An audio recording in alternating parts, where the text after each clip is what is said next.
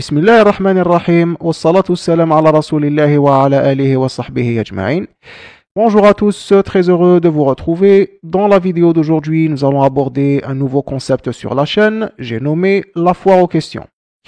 Donc le principe est simple, je fais la tournée des différents groupes traitant la thématique de la législation du travail, principalement sur Facebook où je suis le plus actif, et je prends une sélection de 10 questions auxquelles je vais répondre en vidéo, tout en apportant bien sûr l'appui juridique nécessaire et en essayant d'être le plus clair possible.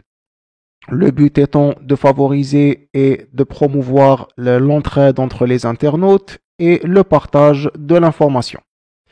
Je vous souhaite à tous un très bon visionnage. Je vous retrouve juste après pour entamer la première question.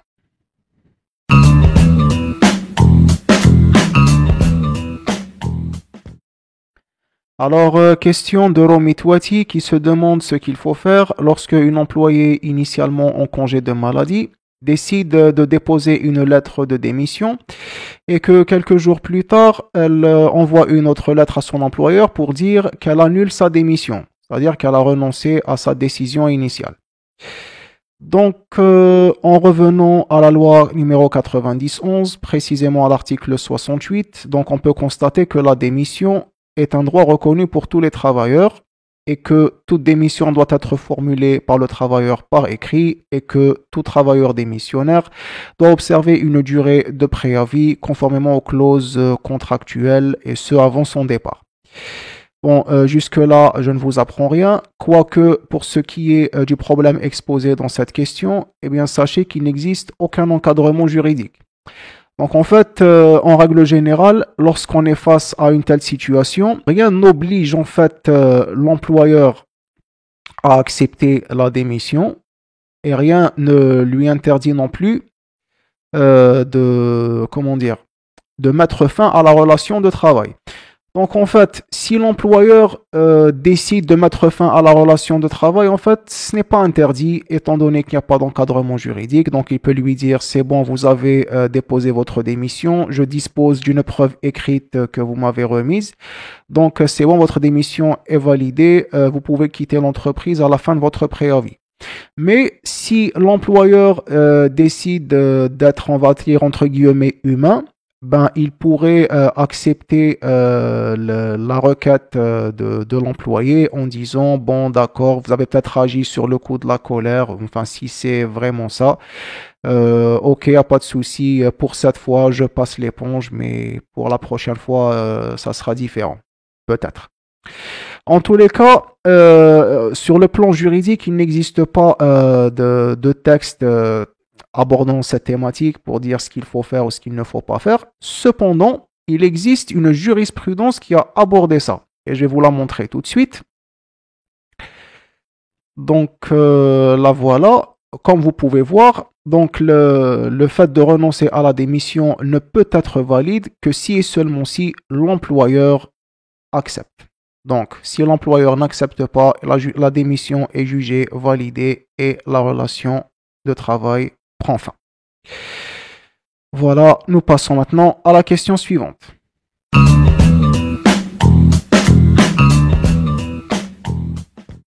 Donc, question de Rahim Bixo qui se demande est-ce que la carte du service national doit être vérifiée avant la prise de poste ou après la signature du PV d'installation? Donc, avant de répondre à la question de Rahim, on va d'abord consulter la loi numéro 1406 relative au service national, précisément l'article 7. Donc, il est précisé dans cet article que tout citoyen ne justifiant pas de sa situation régulière vis-à-vis du service national ne peut être recruté dans le secteur public ou privé ou exercer une profession ou une activité libérale, et que les différents cas de situation vis-à-vis du service national sont définis par voie réglementaire. Donc en fait, les exclusions portées par cet article ne concernent pas les employés, plutôt les demandeurs d'emploi, qui ne sont pas titulaires d'une carte militaire, mais plutôt ceux qui sont en situation irrégulière vis-à-vis du service national, ce qui sont deux choses différentes. En fait, pour être en situation régulière vis-à-vis du service national, il faut répondre à l'une des trois conditions suivantes. Donc la première, c'est d'avoir accompli le service national et du coup être titulaire d'une carte prouvant l'accomplissement du service national. La deuxième condition, c'est d'être dispensé du service national pour une cause médicale ou pour une cause sociale et d'être titulaire bien sûr d'une carte de dispense. Et la troisième condition, c'est d'être en sursis. Donc un demandeur d'emploi sursitaire est considéré comme comme un demandeur d'emploi en situation régulière vis-à-vis le service national et donc peut être normalement recruté dans une entreprise. Quoique, ce qu'on retrouve dans la pratique courante, c'est l'exclusion de tous les demandeurs d'emploi non titulaires d'une carte militaire. Et donc là, c'est un peu problématique pour l'employé, mais ça l'est également pour l'employeur. Car après tout, si l'employeur prend le risque de recruter un demandeur d'emploi qui ne dispose pas de la carte et qu'après, à la fin de son sursis, il se fasse arrêter par les autorités compétentes pour être transféré à une caserne, dans une wilaya lointaine, donc là, ça va être problématique pour la société de lui trouver un remplaçant, de perdre du temps et que ça pourrait aussi impacter son processus de production. Donc, pour répondre à la question de Rahim, est-ce que la carte militaire doit être vérifiée avant ou après la prise de poste? Eh bien, c'est clair qu'elle doit être vérifiée bien avant la prise de poste. Mais il est toujours utile de rappeler que la carte militaire n'a jamais été une obligation fondamentale, on va dire, pour valider le recrutement d'un demandeur d'emploi. Un demandeur d'emploi peut très bien être recruté en étant titulaire d'un sursis, mais tout ça, bien sûr, ça sera conformément au bon vouloir de l'organisme employeur. Nous passerons à la question suivante.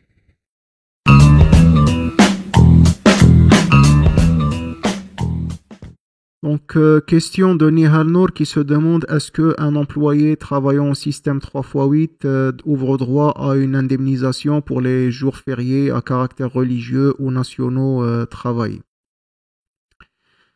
Donc, pour répondre à la question de Nihal, on va revenir à la loi numéro 9011, précisément aux articles 35 et 36. Donc, l'article 35 précise que le jour de repos hebdomadaire, c'est-à-dire le vendredi et les jours fériés, sont des jours de repos légaux. Là, c'est clair, tout le monde connaît. Et l'article 36 précise que le travailleur qui a travaillé un jour de repos légal a droit à un repos compensateur d'égale durée et bénéficie du droit de majoration des heures supplémentaires conformément aux dispositions de la présente loi. Donc en fait, en lisant attentivement l'article 36, on peut constater que dans cet article, ça parle de manière générale. Genre, il n'y a pas de distinction particulière entre les travailleurs. Genre, seulement une certaine catégorie bénéficie tandis que d'autres pas. Donc là, on constate que c'est général. Donc ça concerne tout travailleur confondu. Donc, qu'il soit en CDD ou en CDI, à temps plein ou à temps partiel, qu'il travaille au système 3x8 ou 2x12 ou peu importe le système de répartition travaillé. Donc, tout travailleur confondu ayant travaillé un jour de repos légal, une fête religieuse par exemple ou une fête nationale, donc il ouvre droit à une indemnisation. Et il est précisé donc que l'indemnisation en question concerne l'attribution d'un jour de repos d'égale durée. Donc, par exemple, s'il a travaillé la journée du Mawlid al-Nabawi Sharif, donc il va ouvrir droit à une journée de repos, et qui va compensatrice. Et en plus de ça, il ouvre droit à la majoration pour les heures supplémentaires effectuées. Sachant que le taux de majoration, conformément à la loi 9011, ne doit en aucun cas être inférieur à 50% du salaire horaire normal. Donc, en parlant de salaire horaire, il est utile de rappeler que conformément au décret numéro 21137 fixant donc le SNMJ, comme on pouvait le voir ici, donc le salaire national minimum garanti correspond bien sûr à 20 000 dinars, ça tout le monde connaît, et que le taux horaire minimum est fixé à 115 dinars et 38 centimes. Nous pouvons donc passer à la question suivante.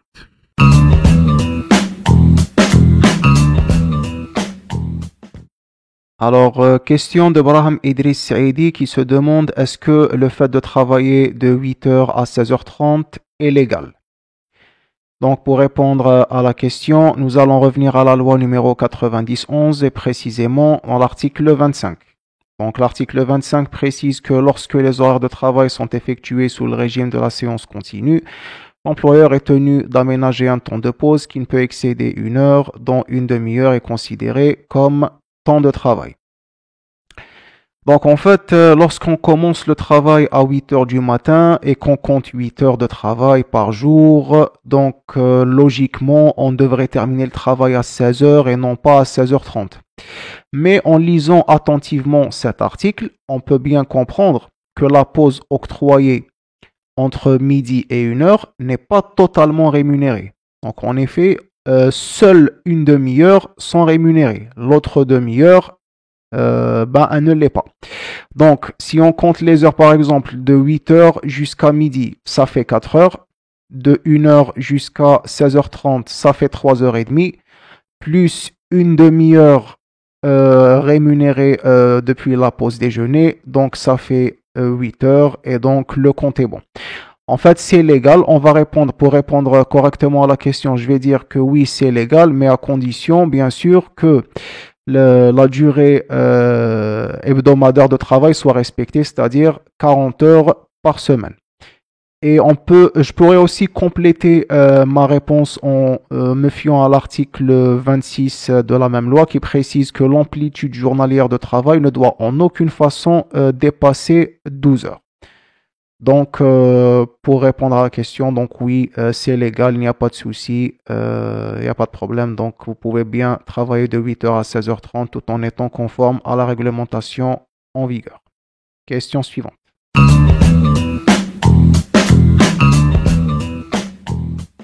Alors, Yazid Zdoufa se demande s'il est obligatoire de notifier la fin de contrat CDD par l'employeur avant l'expiration à l'employé.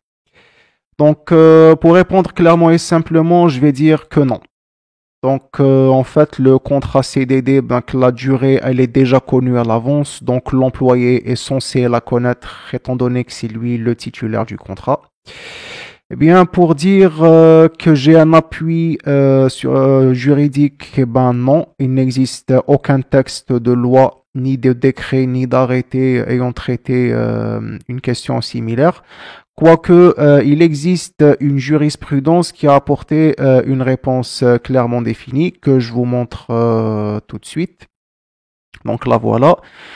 Donc, elle a clairement dit que l'organisme employeur n'est pas du tout tenu de notifier la fin de contrat CDD à un employé, et ce pour les mêmes raisons que je viens d'évoquer. Question suivante.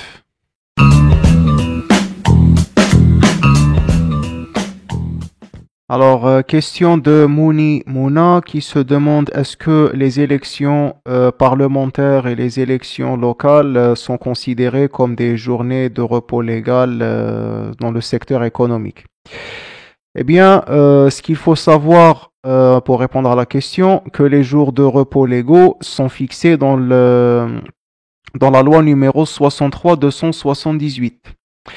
Donc, comme vous pouvez le voir, donc les journées de repos légal officielles donc sont le 1er mai. Bon, le 19 juin, ça a été abrogé plus tard. Donc, on a le 5 juillet, le 1er novembre, Eid al-Fitr, Eid al-Adha, Awal Muharram, Ashura, Mawlid al-Nabawi, le 1er janvier. Et on a aussi la journée Yanayr, Nouvel An Amazir, qui a été officialisée en 2018. Donc, comme on peut le voir, que ce soit dans le secteur public ou privé, il n'y a pas de jour de vote. Donc, le jour de vote, en fait, aux yeux de la loi, n'est même pas un jour de repos légal reconnu pour le secteur public, pour la fonction publique, pour être exact. Donc, comme on peut le voir dans l'article 2 de la loi 63-278, donc les journées énumérées à l'article 1er, c'est-à-dire celles qu'on vient de voir, sont chômées et payées pour l'ensemble du personnel des administrations publiques, établissements et offices publics, services concédés, collectivités locales, entreprises commerciales, industrielles, artisanales, etc., etc. Donc, on peut constater que le jour de vote est absent, y compris pour le secteur public. Donc, la question qu'on se pose, en fait, pourquoi le secteur public, on va dire la fonction publique, ne travaille pas lorsqu'il y a des élections? Eh bien, c'est simple. On va prendre l'exemple d'une école. En fait, lorsque des élections sont organisées, donc les établissements scolaires sont réquisitionnés par l'État pour les transformer en bureaux de vote. Et du coup, les enseignants ne peuvent pas présenter les cours. Donc, la fonction publique, on va dire, leur octroie une journée rémunérée sans que cette dernière ne soit considérée officiellement comme une journée de repos légal. Donc, le jour de vote n'a jamais et ne sera jamais, enfin peut-être pas, ne sera peut-être jamais une journée de repos légal au sens propre de la loi. Question suivante.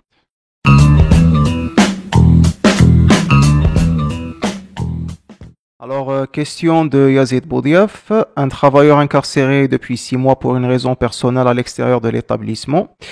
Pendant son emprisonnement, la relation de travail a été suspendue et après sa libération, est-ce que le travailleur peut reprendre son travail ou non?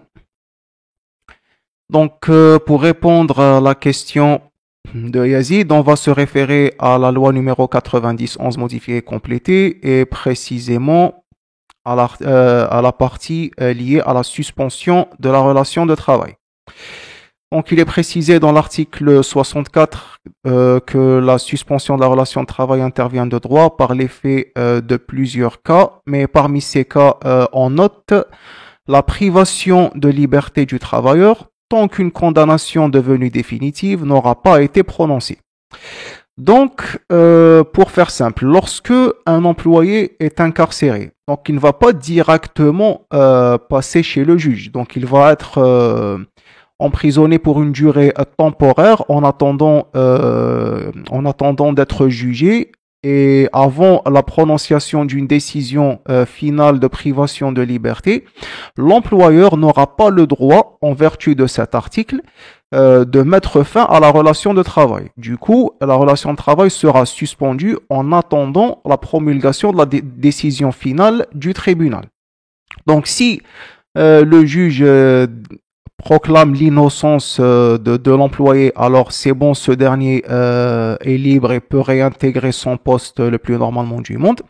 Quoique, si l'employé est jugé coupable, s'il va faire de la prison, alors dans ce cas-là, l'employeur peut mettre fin à sa relation de travail. Et ça, on le retrouve bien dans cette jurisprudence que je vais vous montrer tout de suite. Donc, comme vous pouvez le voir, le licenciement, en vertu de cette jurisprudence, est considéré comme légal dans le cas où l'organisme employeur refuse de réintégrer un employé à son poste si ce dernier a été incarcéré suite à pour des causes pénales, on va dire, s'il a été incarcéré. Voilà. Question suivante.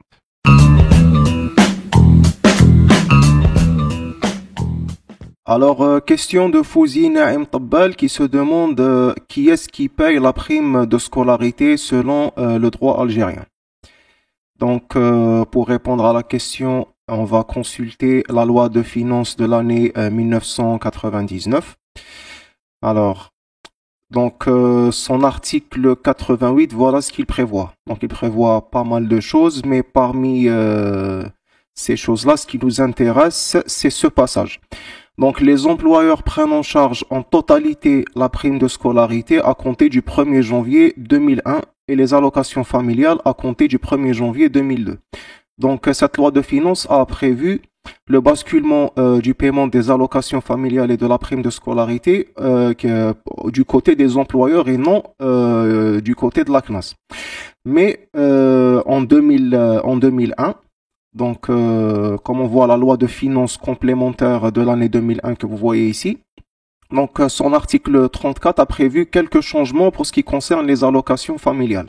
Donc, comme on le voit ici, les 75% du montant total des dépenses induites par les allocations familiales dans les secteurs hors administration à la charge actuellement des employeurs sont transférés au budget de l'État et la prime de scolarité continue à être prise en charge par les employeurs.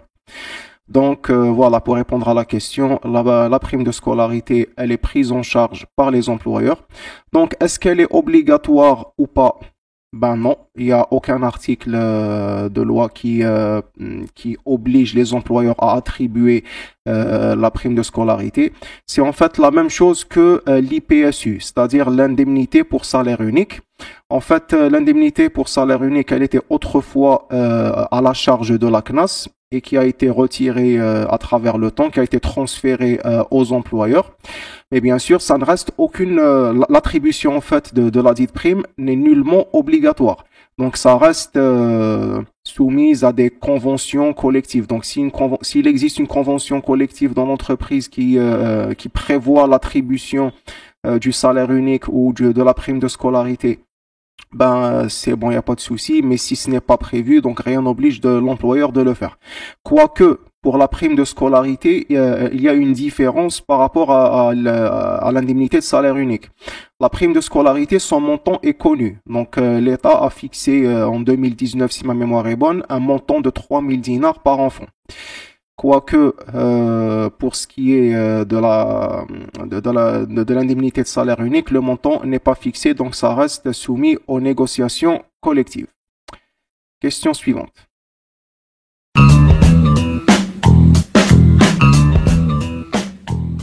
Alors, nous avons la question de Nino QLF qui se demande à combien s'élève la durée hebdomadaire de travail par semaine et combien d'heures de travail par jour, et est-ce qu'il y a une différence entre les entreprises publiques et privées en ce sens.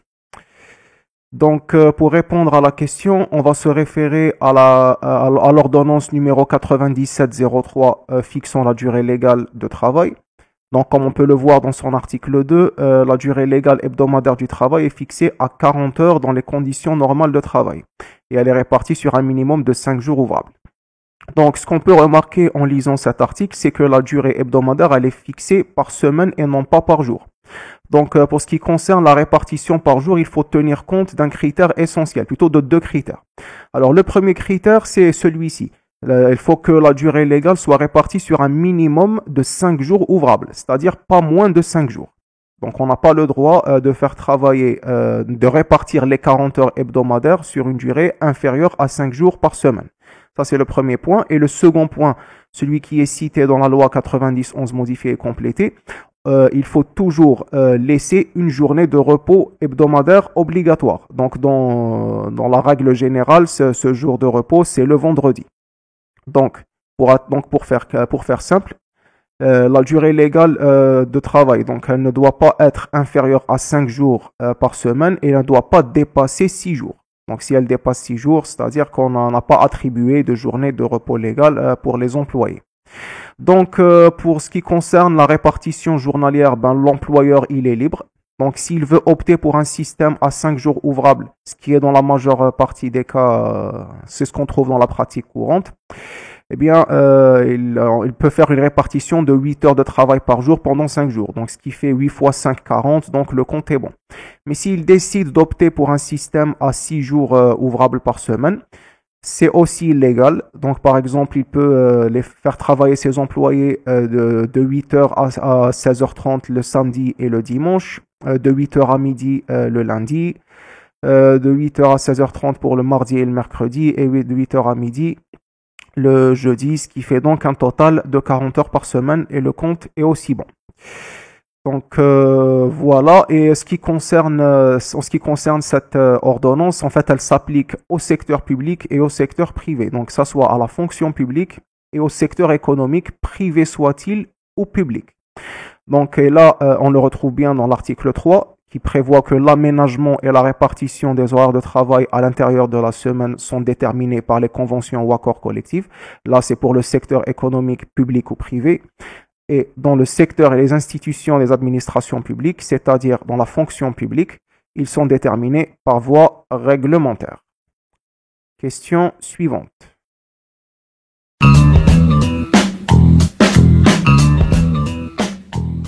Alors la dernière question, celle de Zouba Mohamed qui se demande est-ce que un titulaire de contrat CTA peut en fait participer à une grève afin d'exiger une augmentation de salaire.